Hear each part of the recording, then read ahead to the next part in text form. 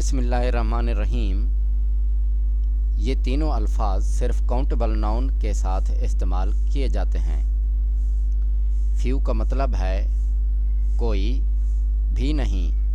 इनके दरमियान डैशेज हैं। इससे मुराद ये है कि जुमले में सबसे पहले कोई आएगा, फिर उसके बाद कुछ अल्फाज होंगे डैशेज की जगह, फिर जुमले में मौजूद भी नहीं होगा। जुमला देखें। We saw few monkey in the zoo. हमने चिड़िया घर में कोई बंदर नहीं देखा।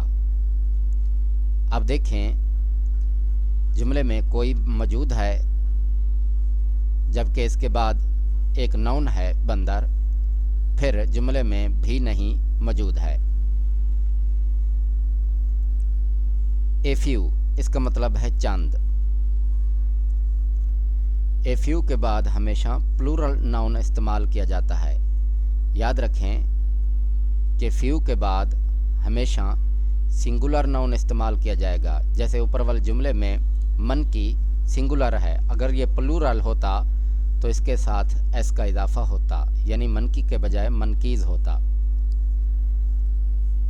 अब जुमला देखें। ए फ्यू के बाद प्लूरल नाउन इस्तेमाल होगा। We saw a few monkeys in the zoo. हमने चिड़िया घर में चंद बंदर देखे।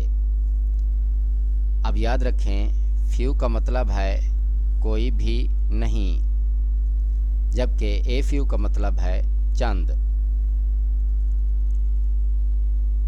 अब देखें द फ्यू।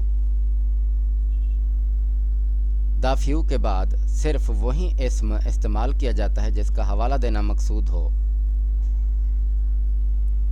जुमला मुलाहिजा फरमाएं। There were the few monkeys in the zoo were set free. चिड़िया घर में जितने बंदर मौजूद थे सब आज़ाद कर दिए गए। अब देखें, चिड़िया घर में जितने बंदर मौजूद थे, लफ्ज़ जितने बंदर हवाला दे रहा है बंदरों का, इसलिए वर सेट फ्री, उनको आज़ाद कर दिया गया। तो याद रखें, द फ्यू सिर्फ अस्मा का हवाला देने के लिए इस्तेमाल किया जाता है। ए फ्यू चंद का मानी देने के लिए इस्तेमाल किया जाता है, जबकि फ्यू कोई भी नहीं का मानी देने के लिए इस्तेमाल किया जाता है। अगर आप चाहते हैं मेरी इस तरह की वीडियो आपको रोज़ाना मिलती रहें तो बराए मेहरबानी मेरे चैनल को सब्सक्राइब करें।